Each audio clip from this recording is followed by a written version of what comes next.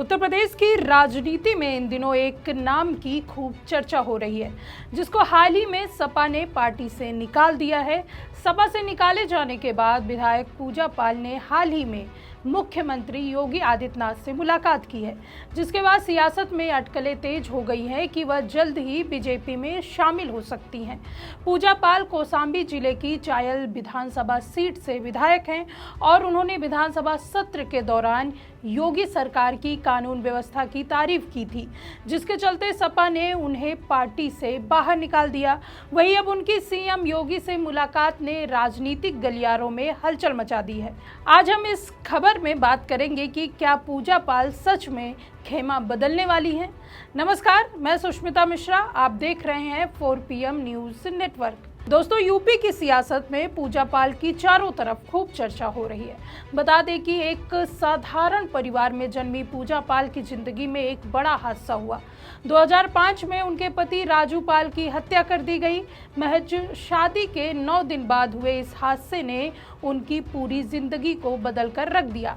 राजू पाल बसपा से विधायक थे और उन्होंने गैंगस्टर अतीक अहमद को चुनाव में हराया था।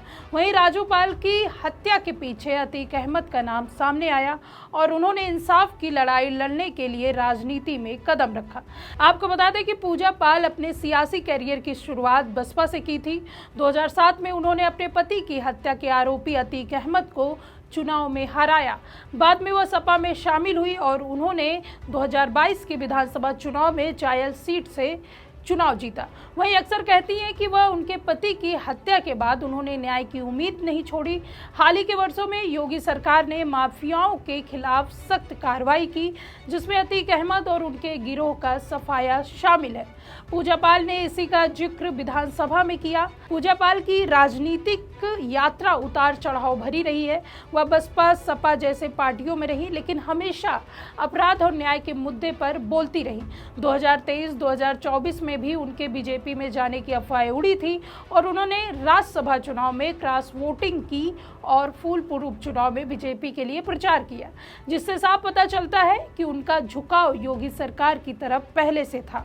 इसी कड़ी में 14 अगस्त को उत्तर प्रदेश विधानसभा के मानसून सत्र में पूजा पाल ने योगी आदित्यनाथ की तारीफ कर दी और उन्होंने कहा कि योगी जी के जीरो टॉलरेंस नीति के कारण अपराधियों का सफाया हुआ।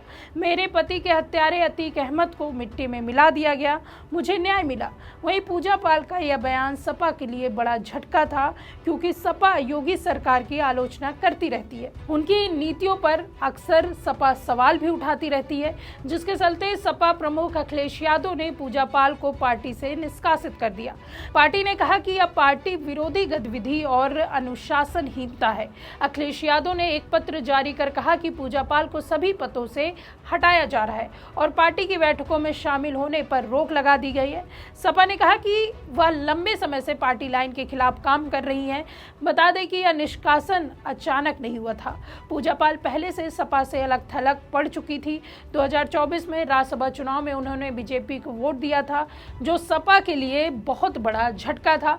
फूलपुर उपचुनाव में उन्होंने बीजेपी उम्मीदवार के लिए प्रचार किया, जिसको लेकर सपा में निराशा बढ़ गई थी। वहीं सपा से निकाले जाने के बाद पूजा पाल ने एक्स पर पोस्ट करते हुए लिखा कि मैं चुनावी सीट की चिंता नहीं करती, मुझे खुशी है कि मेरे पति के हत्यारों को जहन्नुम का टिकट मिला।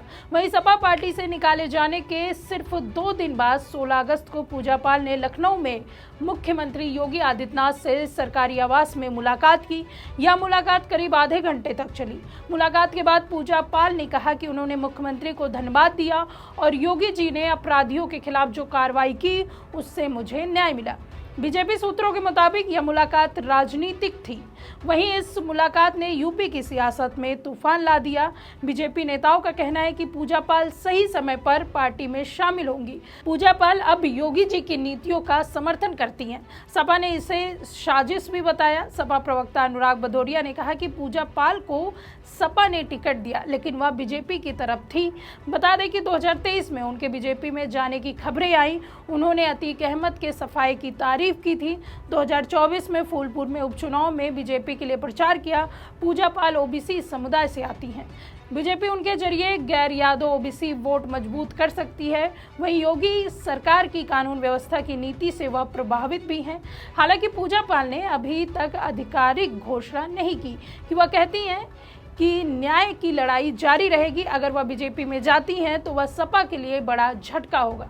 यूपी में 2027 के चुनाव नजदीक है, ऐसे में यह बदलाव महत्वपूर्ण है। वहीं पूजा पाल की सीएम योगी से मुलाकात के बाद बीजेपी में जाना लगभग तय माना जा रहा है। इस खबर में आपकी क्या राय है, हमें कमेंट बॉक्स में जरूर बताइए। फिलहाल इस खबर में इतना ही। ऐसे ही तमाम राजनीतिक खबरों के लिए बने रहिए 4PM न्यूज़ नेटवर्क में। मैं सुष्मिता, नमस्कार।